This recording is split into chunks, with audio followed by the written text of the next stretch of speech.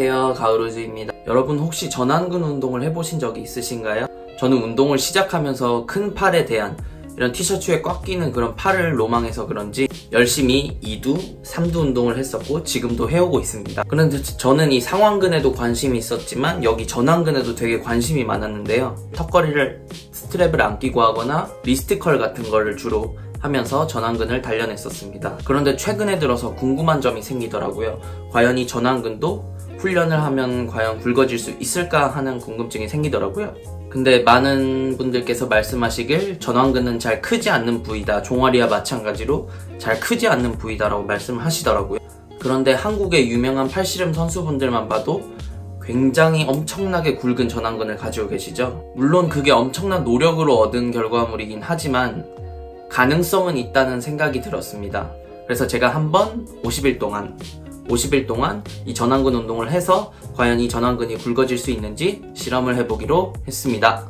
그런데 저는 헬스를 하는 사람이기 때문에 전완근 운동을 매일 하면 등 운동에 지장이 굉장히 많이 갈 것 같아서 등 운동을 하는 날이랑 등 운동 전날을 제외하고 주 3일만 운동을 하기로 했습니다. 운동은 어떤 방식으로 할까 되게 많이 영상도 찾아보고 공부를 했는데요. 저는 백성열 팔씨름 선수님의 리스트컬 강좌 영상을 보면서 이거 하나만 제대로 파서 해보기로 했습니다. 그리고 보디빌딩 방식으로 근육의 수축과 이완, 점진적으로 무게를 과부하를 시켜서 고중량 훈련, 가벼운 횟수 무게로 펌핑을 하는 게 아니라 8에서 12회를 할 수 있는 고중량 훈련을 통해서 훈련을 하기로 했습니다. 그러면 이제 50일간의 도전 시작하겠습니다.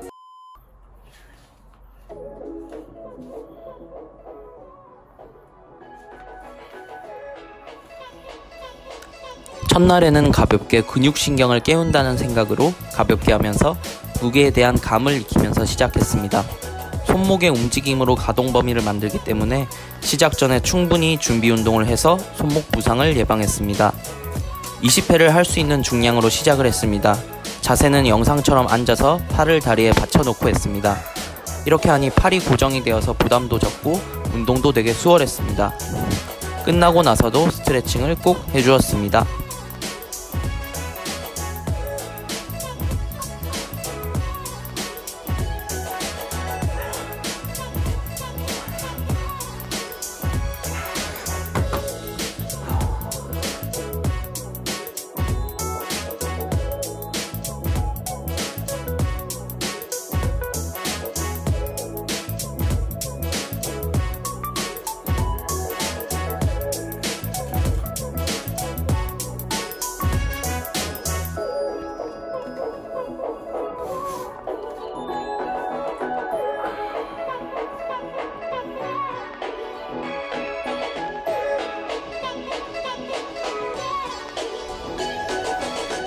역시 전완근 훈련도 점진적 과부하의 원칙에 따라 조금씩 무게를 올리고 과부하를 주려고 많이 노력했습니다.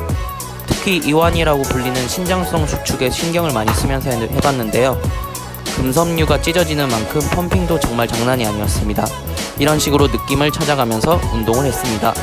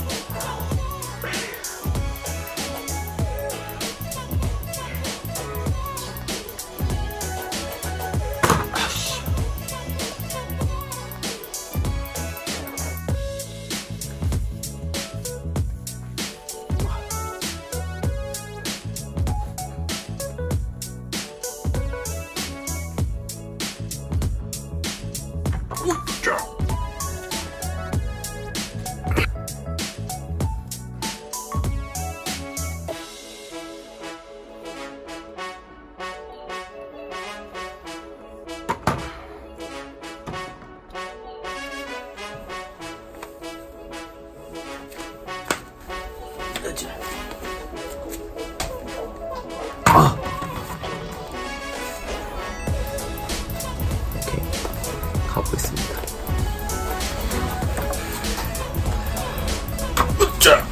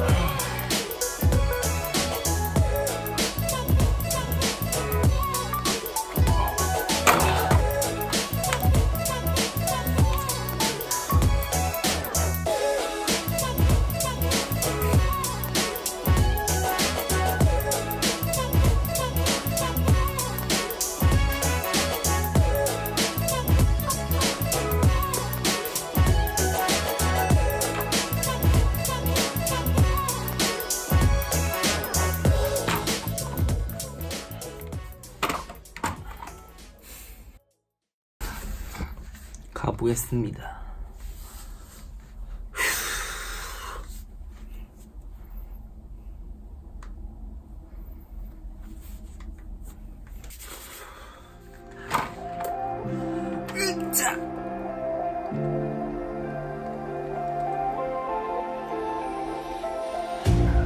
You hurt me, you did, several times.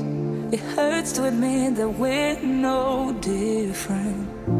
I find it hard to commit, but you don't even try. Still I'm better with than without you. Oh, I'm on it, I want it, but why do you seem to call it your eyes? I can't tell if you're here or you're out there. Do you wanna be out there? You don't need to be Prince Charming to me. I just need this to be real. I don't need no fairy tale. You don't need a killer dragon for me. Ooh, I don't need no fairy tale.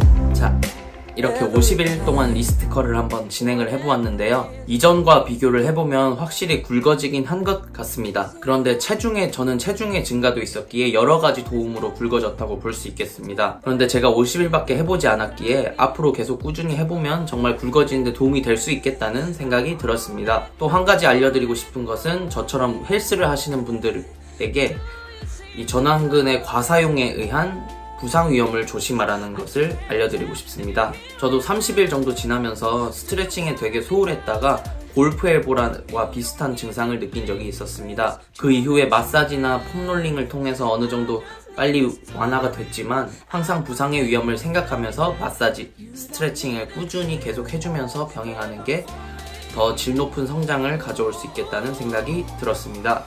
이와 더불어 중량을 무작정 올리기보다는 컨디션에 맞게 중량을 조정을 하면서 하는 게 좋다고 생각이 들었습니다. 오늘 뭔가 무겁게 느껴지면 내일은 되게 가볍게 해보고, 또 어제 한 것이 가볍게 느껴지면 오늘 또 무거운 무게로 도전을 해보고, 그런 식으로 무게를 왔다 갔다 하는 방식으로 무게를 유동적으로 자기 컨디션에 맞게 조절하는 게 중요하다고 생각을 했습니다. 이 영상은 50일간의 도전으로 끝이 나지만 앞으로 100일, 200일 계속 꾸준히 해보면서 어떤 변화가 있는지 다음 영상으로 또 만들어 보도록 하겠습니다. 제 이야기는 여기서 마무리하려고 합니다. 오늘도 시청해주셔서 감사합니다.